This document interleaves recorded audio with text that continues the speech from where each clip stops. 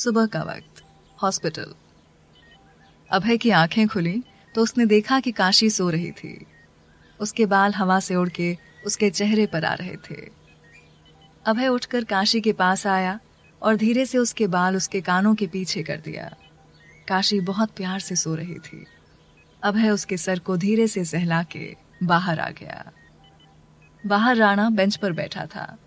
अभय ने उसे देखा और उसके पास आ गया। राणा, मैं जा रहा हूँ, आप इनका ध्यान रखना, मैं शाम को वापस आऊंगा। ये कहकर वो चला गया। कुछ देर बाद शालिनी विजय के साथ हॉस्पिटल आई। विजय उसे छोड़ के वापस चला गया। अभय के जाने के बाद काशी भी उठ गई। उसने देखा कि अभय वहां नहीं था। उसे उठा देखकर अंदर आती शालिनी ने उससे कहा, गुड मॉर्निंग काशी। काशी भी उसे गुड मॉर्निंग बोली और शालिनी ने एक छोटा सा टेबल उसके सामने रखते हुए उस पर चाय रख दिया। कुछ देर बाद राजेंद्र जी डॉक्टर साहब के साथ आते हुए बोले, कैसी है हमारी राजकुमारी? काशी ने उन्हें देखकर कहा, ठीक है बाबा। डॉक्टर साहब ने अंदर आते हुए काशी से कहा, खंबागड़ी हुक्मरानी सा। उसने भी उन्हें मुस्कुरा के कहा, जी प्रणाम। बस 10 दिन में ये पैर का प्लास्टर हट जाएगा, पर हाथ का भी कुछ और दिन रहेगा और जख्म भी भर गए हैं लगभग हाथ और सर के, तो आप 10 दिन बाद ले जाना इन्हें। डॉक्टर साहब काशी को पूरी तरह चेक करके वहां से चले गए। कुछ देर राजेंद्र जी वहीं रहे काशी के पास, फिर वो भी अपने काम से बाहर चले गए। अब कमरे में सिर्फ काशी और शालिनी थे। वो दोनों बैठ के बातें करते रहे और शालिनी ने उसके साथ बैठ के लूडो खेला और मूवी देखी। ये सब करते हुए शाम हो गई। शाम तक विजय भी आया और काशी के पास बैठ गया। शालिनी किसी काम से बाहर गई थी। कुछ देर दोनों बात करते रहे और फिर काशी ने एक कार्ड उसके सामने कर दिया। उसे देखकर विजय ने उससे पूछा, ये क्या है प्रिंसेस? काशी ने मुस्कुरा के कहा, यह आपके लिए इनविटेशन कार्ड है, एक रात का राजस्थान रॉयल में। विजय ने ध्यान से पढ़ते हुए बोला, किसने दिया? पढ़िए। काशी के कहने पर विजय ने देखा तो चौंक गया। काशी, आपने किया है? शुक्रिया प्रिंसेस। ये कहते हुए विजय ने काशी को गले से लगा लिया। आह! उसके गले लगाने से काशी के मुंह से हल्के से आह निकल गई। उसका हाथ दब गया था। उसकी आवाज सुन विजय उससे दूर होते हुए बोला, माफ करना प्रिंसेस। उसे देखकर काशी ने स्माइल करते हुए कहा, अच्छा आप जल्दी जाइए वरना कहीं देर ना हो जाए, और शालिनी को ले जाना मत भूलना। जी, जो आ गया हुक्मरानी साहब। विजय ने झुक के अदा के साथ कहा और हंसते हुए वहां से चला गया। काशी भी उसकी सदा पर हंस दी। काशी बैठ के मैगजीन पढ़ रही थी कि तभी उसके पास भागते हुए एक प्यारी सी बच्ची आई और उसके बिस्तर के पीछे छुप गई। काशी उसे ऐसे आता देखकर थोड़ा हैरान हो गई और उससे पूछी, कौन है आप? उस बच्ची ने काशी के बिस्तर के पीछे छुपते हुए कहा, अरे इधर मत देखो, वो खड़ूस नर्स मुझे पकड़ लेगी और कड़वी दवा खिलाएगी। अच्छा, और अगर हम आपको मीठी सी चॉकलेट दें तो आप दवा खा लेंगी? पक्का दोगी? जी, पर पहले आप हमारे पास आइए। काशी के कहने पर वो बच्ची उसके सामने आई और कमर पर हाथ रख के बोली, लाओ दो। ये कहकर उस बच्ची ने हाथ आगे कर दिया। नर्स, जाओ चॉकलेट ले आओ। काशी ने नर्स से बोला तो वो चली गई। रुको, मैं अभी आती हूँ। ये कहकर वो बच्ची भागकर बाहर गई। काशी उसे जाते हुए देख रही थी। थोड़ी देर बाद वो बहुत सारे बच्चों के साथ काशी के कमरे में वापस आई और उनकी तरफ देखकर कहा, इन सबको भी दो, ये मेरे दोस्त हैं, मैं अकेले कैसे खा सकती हूँ? ये तो गलत बात है ना। ये सुन काशी खिलखिला के हंस दी। उसे हंसता देखकर उस बच्ची ने कहा, आप तो हंसते हुए एंजल की तरह लगते हो। तभी वहां 2-4 नर्स आई और उसके सामने सर झुका के बोली, माफ करना हुक्मरानी सा, ये बच्चे चिल्ड्रन वार्ड से यहाँ चले आए। अरे कोई बात नहीं, आप इन्हें यहीं रहने दीजिए, हम इन्हें अभी वापस भेज देंगे। काशी ने कहा तो वो सारी नर्स चली गई। काशी ने नर्स को देखकर कहा, नर्स, राणा जी को बुला दो। नर्स बाहर चली गई। चलिए पहले आप सब बैठ जाइए। रुकिए नर्स। काशी ने दूसरी नर्स को आवाज दी तो वो आ गई। नर्स के आने पर काशी ने उससे कहा, आप इनके बैठने के लिए प्रबंध कर दीजिए। ये सुनकर वो नर्स गई और कुछ लोगों के साथ छोटी छोटी चेयर ले आई। सारे बच्चे बैठ गए, कुछ चेयर पर, कुछ काशी के साथ उसके बिस्तर पर और कुछ सोफे पर, और वो छोटी सी बच्ची उसके बगल में बैठ गई। तभी राणा जी आ गए और उसके सामने खड़े होकर बोले, जी हुक्मरानी सा, आपने बुलाया? जी राणा जी, आप इन सबके लिए चॉकलेट मंगा दीजिए और कुछ खाने के लिए। काशी ने बोला तो वो मुस्कुरा के चले गए। उनके जाने के बाद काशी ने उस बच्ची को अपने पास बैठाते हुए कहा, तो अब आप सब अपना अपना नाम बताएंगे ताकि हमारी दोस्ती हो सके। उस बच्ची ने बहुत रौबदार आवाज में कहा, मेरा नाम राजकुमारी आनंदी है। काशी ने उसका गाल खींचते हुए कहा, अच्छा जी, तो आप प्रिंसेस हैं। और बाकी सबका नाम? सबने एक एक करके अपने अपने नाम बताए। तभी आनंदी ने उससे पूछा, आपका नाम क्या है एंजल? अभी तो आपने हमें एंजल बोला है, तो हमारा नाम वही होगा ना, लिटिल प्रिंसेस। ये कहते हुए काशी ने उसके गालों पर किस कर दिया। ये तो मैं भूल ही गई थी। अच्छा, कहानी सुनाओ ना एंजल। आनंदी के कहने पर बाकी सारे बच्चों ने भी जिद किया उससे कहानी सुनाने के लिए। ठीक है, काशी ने ये कहा तो सारे बच्चे उसकी तरफ खुशी से देखने लगे। वो बच्चों को कहानी सुनाने लगे। नर्स भी खड़ी होकर स्माइल करते हुए देख रही थी। बच्चे बहुत ध्यान से उसे सुनते जा रहे थे। थोड़ी देर में जब अभय आया तो राणा के हाथ में चॉकलेट और चिप्स के बॉक्सेस देख के हैरान हो गया और उससे पूछने लगा, राणा, ये सब किसके लिए? राणा ने बॉक्सेस एक नौकर को देते हुए कहा, हुक्मरानी सा ने मंगवाया है हुक्म सा। ये सुनकर अभय हैरान होकर बोला, ये आपकी हुक्मरानी सा पागल हो गई है क्या? अभय सीधा काशी के कमरे में चला आया। काशी, इतने सारे चॉकलेट के डब्बे और चिप्स आपने मंगवाया है? आप इतना सारा खाएंगी तो जानती है ना क्या होगा। अभय बिना देखे बस बोले जा रहा था। तभी आनंदी ने उसे धक्का देके काशी के बिस्तर से दूर किया और उसे आंखें दिखा के बोली, खबरदार जो एंजल से ऐसे बात किया तो। अभय ने उसे सामने देखकर कहा, वो अब तुम कौन हो? काशी ये सब देखकर खुश हो रही थी। अभय के पूछने पर आनंदी ने फिर एक बार रौबदार आवाज में अपना नाम बताया। ये सुनकर अभय ने नर्स से कहा, नर्स, इन सबको यहाँ से लेके जाओ। राणा बाहर खड़ा था और वो भी ये सब देखकर मुस्कुरा रहा था। खबरदार जो हमें हाथ लगाया तो, और आप पहले माफी मांगिए। आनंदी ने कमर पर हाथ रख के बोला और सारे बच्चों ने आकर अभय को घेर लिया। ये सुनते ही अभय ने उन्हें घूर कर देखते हुए कहा, माफी और मैं? No and never. और ये बताना जरा, किस बात की माफी? 2 फीट 2 इंच? काशी ये सब देख के मुस्कुराई जा रही थी।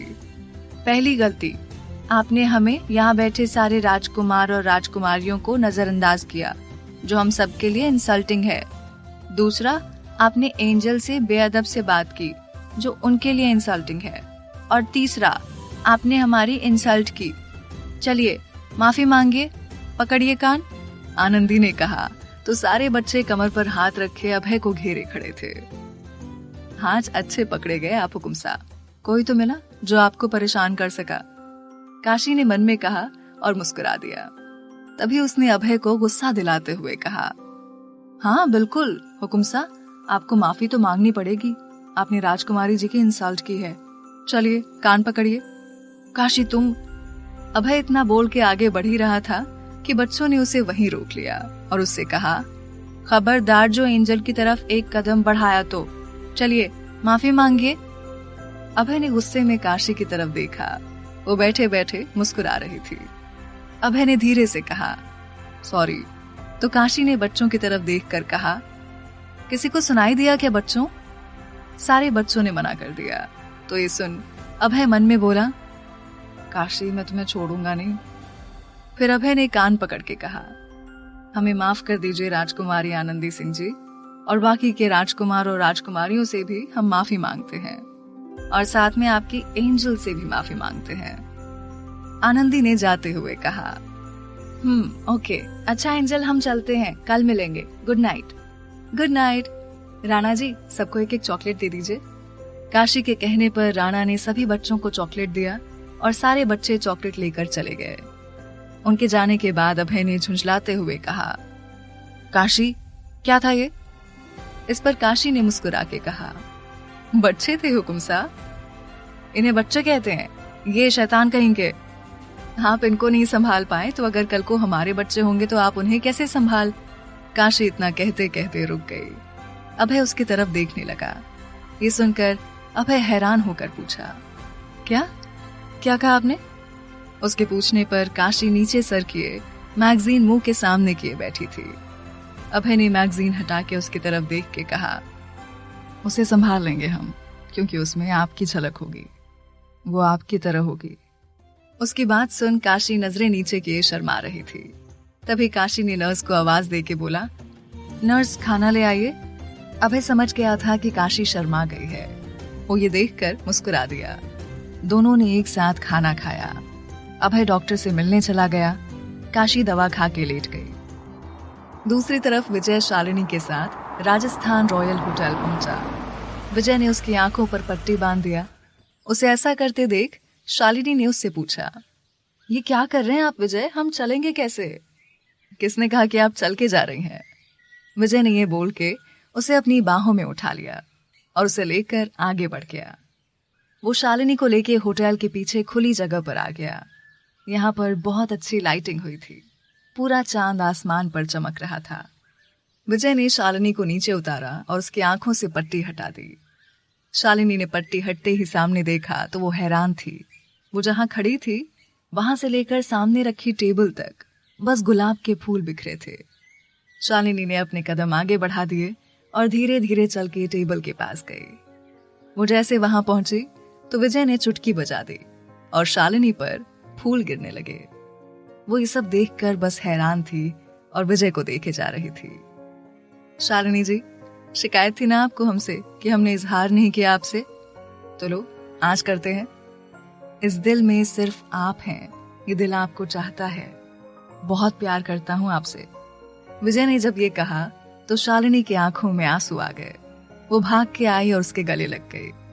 विजय ने उसके चेहरे को हाथ में लेके कहा, अब तो बोल दीजिए कि मोहब्बत है या नहीं।